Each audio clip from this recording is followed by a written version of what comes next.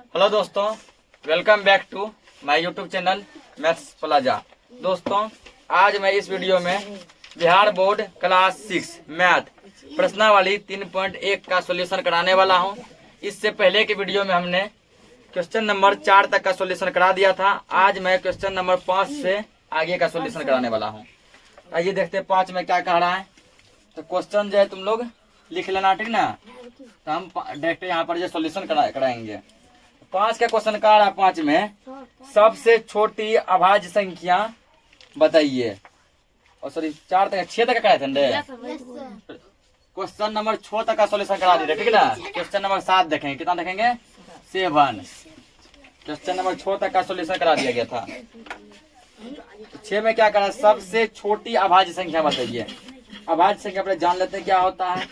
अभाज्य संख्या जो ना ऐसी संख्या होती है जो एक और अपने आप से कटे और किसी से भी नहीं कटे। यदि मान के 1 लेते हैं तो 1 कोई भी संख्या नहीं है, ठीक ना। तो 1 केवल 1 से कटेगा। अगर 2 लेगा तो 2 देखो केवल 1 से कटता है, अपने आप 2 से कटता है, ठीक। 3 लेगा, 3 भी वही काम 1 से कटता है, अपने आप 3 से कटता है। 5 लेगा, 5 से भी वही काम 1 में आता है और डायरेक्ट 5 के 5 में आएगा और बीच में कहीं नहीं आएगा। मान लो 11 लिया, वही काम 1 में 11 कम और बीच में किसी भी टेबल में नहीं। तो इस टाइप के जो है सबसे छोटा में क्या आया, 2 आया ना। तो सबसे छोटी अभाज्य संख्या बराबर क्या हो जाएगा, 2, ठीक ना। सबसे छोटी अभाज्य संख्या बराबर 2। लेकिन डायरेक्ट सबसे क्वेश्चन तुम लोग लिख लेना, छोटी सबसे छोटी अभाज्य संख्या बराबर कितना है, 2। क्वेश्चन नंबर 8 देखो, सम अभाज्य संख्या बताओ। मतलब जो अभाज्य संख्या भी हो और सम भी हो, ठीक ना। यहाँ इसको सबसे छोटी देना चाहिए, सबसे छोटी ये नहीं दिया है, डायरेक्ट ये लिखा है सम अभाज्य संख्या बताओ। सम अभाज्य संख्या बताओ। क्वेश्चन नंबर 8 देखो,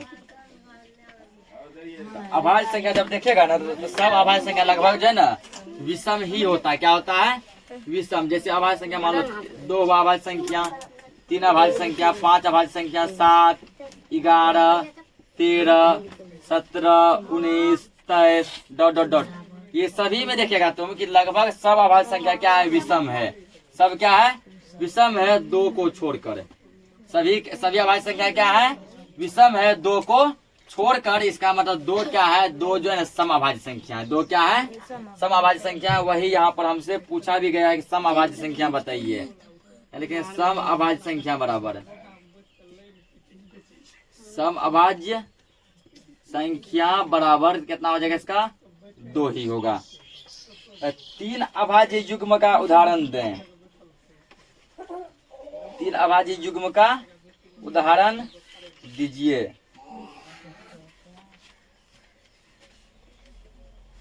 युग्म का मतलब होता है जोड़ा, ठीक ना। युग्म का मतलब क्या होता है, जोड़ा। इसका बहुत सारा युग्म हो सकता है, जरूरी नहीं है किसी की सभी तुम्हारा आंसर ही मिले, ठीक है। जरूरी नहीं है सब तुम्हारा क्या मिले, आंसर ही मिले, क्योंकि आंसर से ये क्वेश्चन जो है ना अलग भी हो सकता है। युग्म का मतलब होता है लगातार होना चाहिए। कैसे होना चाहिए, लगातार। और युग्म का मतलब होता है कि बीच में 1 का गैपिंग होना चाहिए। कितना गैपिंग होना चाहिए, 1 का। जैसे मान के चलो कि 3 लिया, 3 के बाद 5, ये एक युग्म हो गया।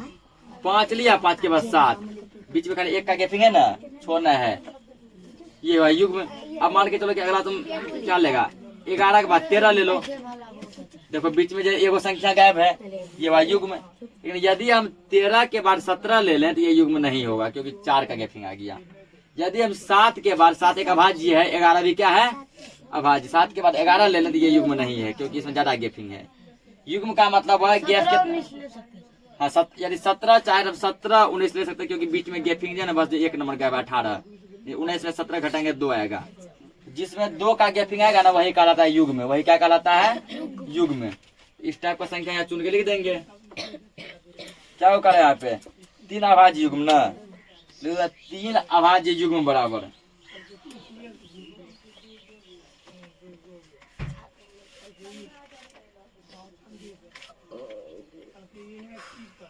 3 अभाज्य युग्म। 3 चलो ले लेते, पहला ले लो 2 ना, 2 4 तो नहीं होगा, पहला लो 3 5, दूसरा क्या लगेगा 5 7। आंसर इसका अलग भी हो सकता है, ठीक ना। तीसरा लो 7 9, तो 9 तो नहीं है अभाज्य संख्या, और 7 11 यदि लेंगे 7 11 तो गैप 4 का हो गया, 4 का गैप युग्म में नहीं होता, युग्म में 2 का अंतर आना चाहिए। 5 में से 3 जगह 2, 7 में से 5 जगह 2, लो तो 11 13, दोनों अभाज्य है। डिफरेंट कितना का है? डिफरेंट बस 2 का है ना। अगला तो क्या दिया है? अगला ऑब्जेक्टिव क्वेश्चन है कि निम्न में से कौन सी संख्या, कौन सी अभाज्य संख्या, ठीक ना। तो 23 क्या है? एक अभाज्य, 23 क्या है? एक अभाज्य संख्या है। 23 क्या है? एक अभाज्य संख्या है। पहले देखो 10 नंबर देख लेते हैं। पहले जो सब है अभाज्य संख्या उसको क्या करना है? तुमको चुन के जो है लिखना है कि कौन कौन सा अभाज्य संख्या है और कौन कौन सा अभाज्य संख्या नहीं है।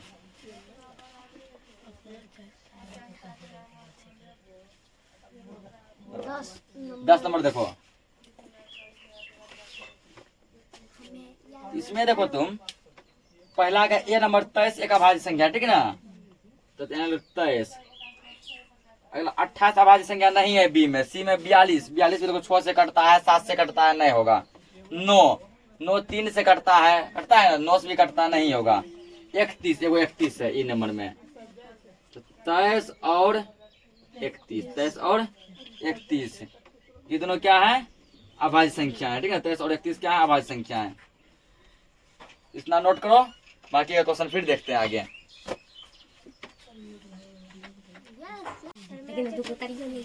6 का स्टूडेंट अगला क्वेश्चन देखेगा। 10 तक बताए। क्वेश्चन नंबर देखो 11। 11 क्या करे? सबसे छोटी संयुक्त संख्या, ठीक ना। तो पहले समझ लो संयुक्त संख्या क्या है। संयुक्त संख्या वो संख्या होती है जो कि एक और अपने आप के अलावा भी किसी और संख्या से कटे हैं। तो एक और अपने आप से कटेगा ही, ठीक ना, उसके अलावा भी किसी और संख्या से कटे। जैसे मान के चलो 2 देखो, 2 1 से कटता है, अपने आप 2 से कटता है ना, ये संयुक्त नहीं है।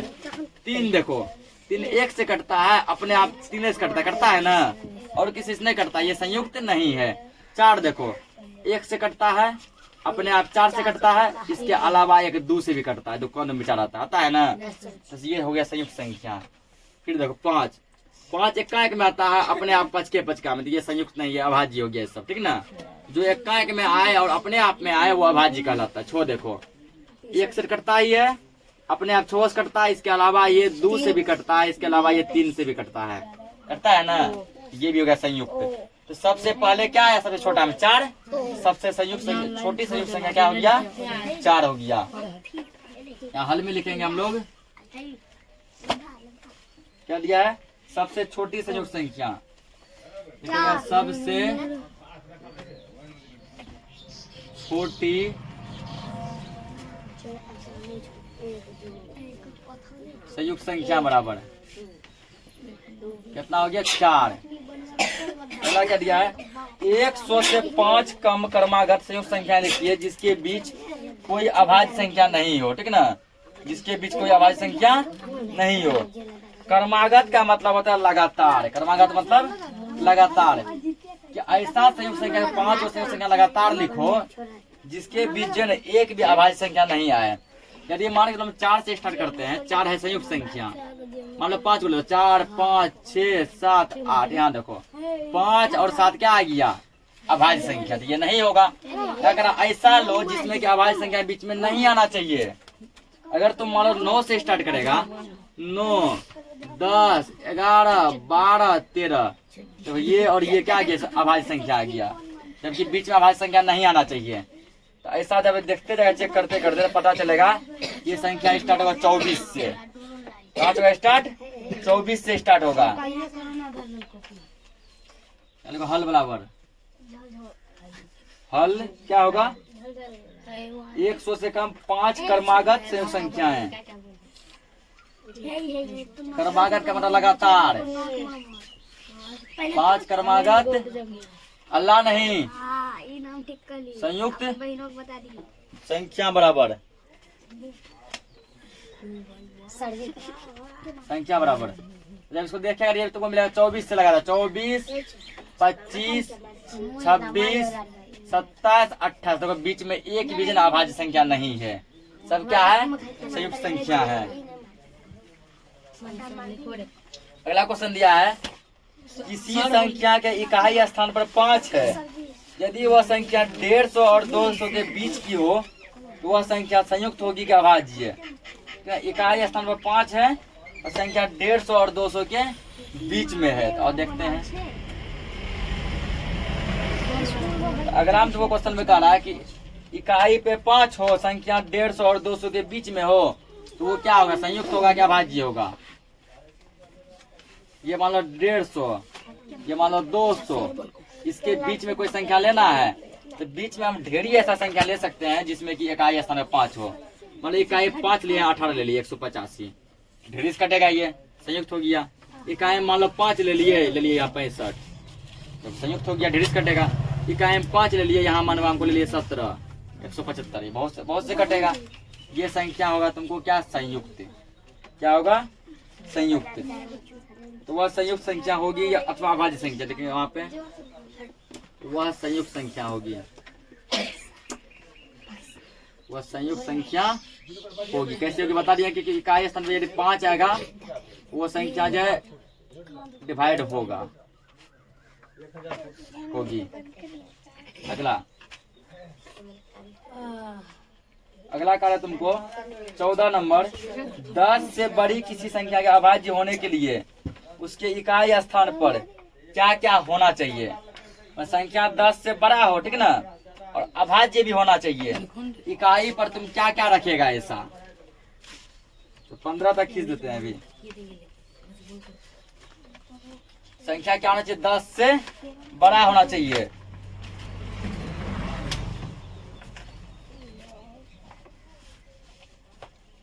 अब 10 से बड़ा यदि कोई संख्या है, ठीक है ना, उसको क्या बनाना है हमको?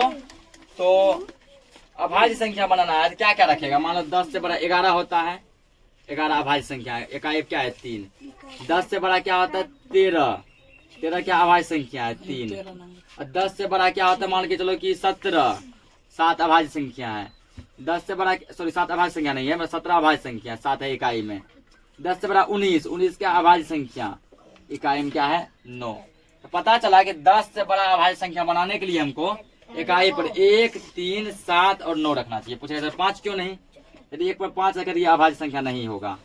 ये 1 और 15 के अलावा भी कटता है ना, 3 से कटता है, 5 से भी कटता है। तो इकाई स्थान पर कौन से संख्या से अंक होंगे? तो यहाँ देखो, इकाई स्थान के अंक,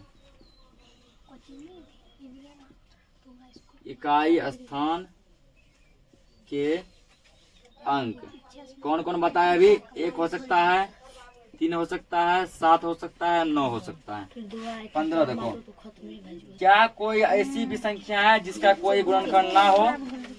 गुणनखंड मतलब होता है जो किसी भी संख्या से नहीं कटे, ठीक ना। तो क्या कोई ऐसी संख्या बताओ जो किसी और संख्या से नहीं कटे? ऐसा कोई संख्या है क्या? तो दुनिया में ऐसा कोई संख्या नहीं है जो किसी संख्या से नहीं कटता है। यहाँ तक कि 1 भी कटता है। किससे? अपने आप 1 से। 1 भी करता है अपने आप 1 से। दुनिया में ऐसी कोई संख्या नहीं है जिसका 1 भी गुणनखंड नहीं है। गुणनखंड का मतलब वही हुआ, क्या कोई ऐसी संख्या है जिसका 1 भी गुणनखंड नहीं हो, मतलब जो किसी भी संख्या से नहीं कटे, ठीक ना। इसका आंसर होगा नहीं।